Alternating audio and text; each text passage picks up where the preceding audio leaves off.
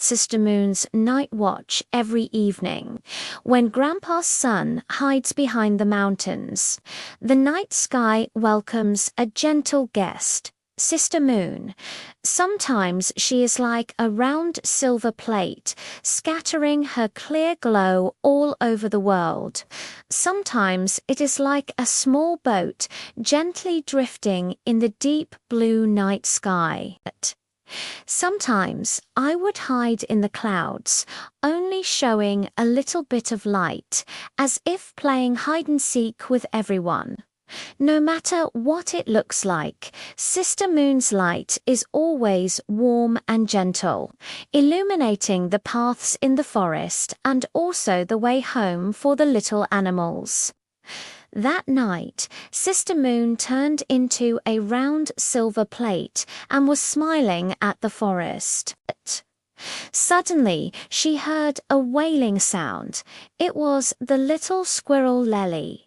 It had gone to the pine tree to pick pinnacle nuts in the evening, and was so absorbed in it that it could not find its way home after dark, and could only shake while hugging the tree trunk. Sister Moon quickly brightened the moonlight a little, allowing the light to gently fall on the path in front of Lelu, as if a silver carpet had been laid out. "Lelu, don't be afraid. Follow my light and you'll find your home." Lulu saw the shiny path, wiped away her tears and ran forward under the moonlight. In no time, she saw the tree hole of her own home. It stood in front of the tree hole and waved its paw at Sister Moon. "Thank you, Sister Moon. Your light is brighter than a little lantern. I'm finally home." Sister Moon continued to look at the forest and discovered something new: the little frog Quack. Quack in the pond was anxiously circling around the lotus leaf. It turned out that during the day, Guagua went to the field with her mother to catch insects and accidentally got separated from her. After dark, she could only hide on a lotus leaf and didn't even have the mood to sing.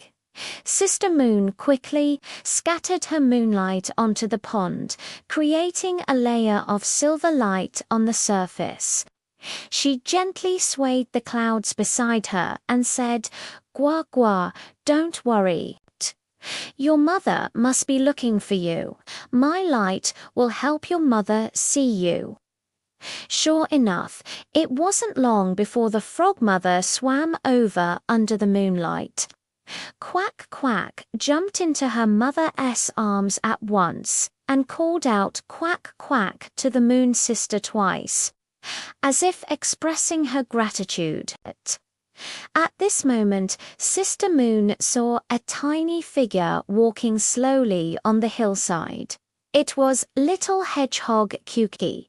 It was carrying a full load of wild fruits on its back, wanting to give them to its grandma far away.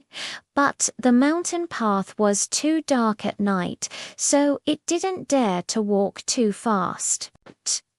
Sister Moon quickly gathered her moonlight in front of Kyuki and made the stars blink their eyes as well, walking with Kyuki.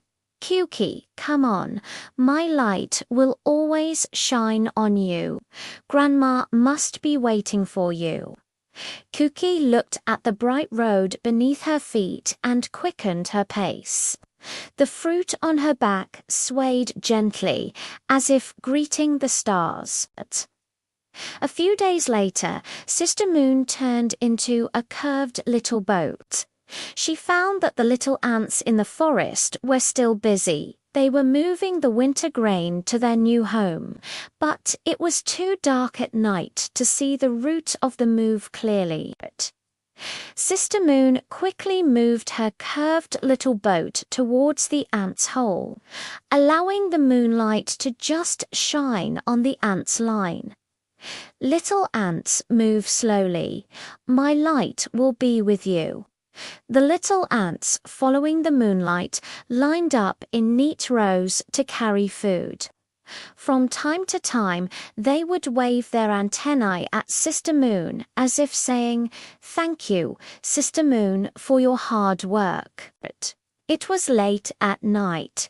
Most of the little animals were asleep, but the little rabbit Rong Rong was still looking at the stars on the grass by the field. Rong Rong has been a bit unhappy recently because its mother is going to her grandma's house far away, and it has to stay at home alone for a few days. Sister Moon gently cast moonlight on Rong Rong and said tenderly, "Rong Rong, don't be sad. Mom will be back soon. I'll come to keep you company every night."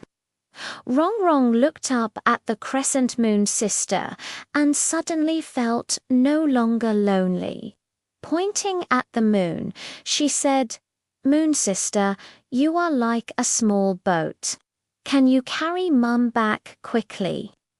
Sister Moon smiled and shook her head, saying, "I'll help you pass a message to Mum to tell her to come home early, to be with Robert."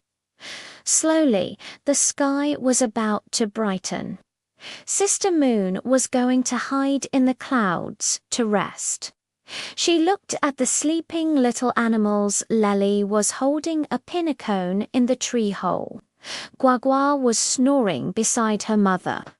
Kyuki had already delivered the fruit to her grandma's house, and Rong Rong was lying in the rabbit nest with a smiling face. Sister Moon let out a soft sigh, feeling sweet in her heart. It turns out that her light not only illuminates the night sky, but also helps little animals find homes and keeps the lonely little ones company. It's much more interesting than hanging alone in the night sky. The next evening, when the moon sister appeared in the night sky again, all the little animals in the forest came out to greet her. Lele was holding a pine cone. Guagua was singing in the pond. Cookie was carrying freshly picked wild fruits on her back. And Rong Rong was even waving her ear at the moon sister. Sister Moon smiled and scattered her moonlight over everyone, thinking to herself, "From now on, every night, I will be everyone's little lighthouse, using my gentle light to protect every little one who needs company." Such a night is brighter than the stars in the sky and more beautiful than the sweet moonlight. 以上翻译结果来自有道神经网络翻译 YNMT 通用场景。